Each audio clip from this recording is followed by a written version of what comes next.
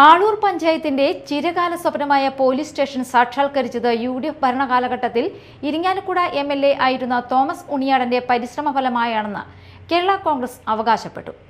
ഉദ്ഘാടനം നടന്നതിനു ശേഷം സാങ്കേതിക കാരണം പറഞ്ഞ് LDF അത് അടച്ചുപൂട്ടാൻ ശ്രമിച്ചതും മുൻ MLA തോമസ് ഉണ്ണിയാടൻ ഹൈക്കോടതിയിൽ കേസ് ഫയൽ ചെയ്ത് വീണ്ടും തുറപ്പിച്ചതും പകൽ പോലെ സത്യമായിരിക്കെ ഇതൊക്കെ ബോധപൂർവം തമസ്കരിക്കുന്ന LDF സമീപനം ജനങ്ങൾക്കിടയിൽ തികച്ചും പരിഹാസ്യപരമാണെന്ന് ആളൂർ മണ്ഡലം തല കുടുംബസംഗമം കുറ്റപ്പെടുത്തി. പോലീസ് സ്റ്റേഷന് ആവശ്യമായ പോലീസ് ഉദ്യോഗസ്ഥന്മാരെയും പോലീസ് വാഹനവും മറ്റും ലഭ്യമാക്കിയിട്ടും പോലീസ് സ്റ്റേഷൻ നിസ്സാരമായ സാങ്കേതികത്വം പറഞ്ഞ് ഇല്ലാതാക്കാൻ ശ്രമിച്ചവരാണ് ഇപ്പോൾ ഇത്തരത്തിൽ പ്രവർത്തിക്കുന്നതെന്നും സംഗമം ചൂണ്ടിക്കാട്ടി. പഞ്ചായത്ത് തല സമാപന കുടുംബസംഗമം ഡെപ്യൂട്ടി ചെയർമാൻ തോമസ് ഉണ്ണിയാടൻ ഉദ്ഘാടനം ചെയ്തു.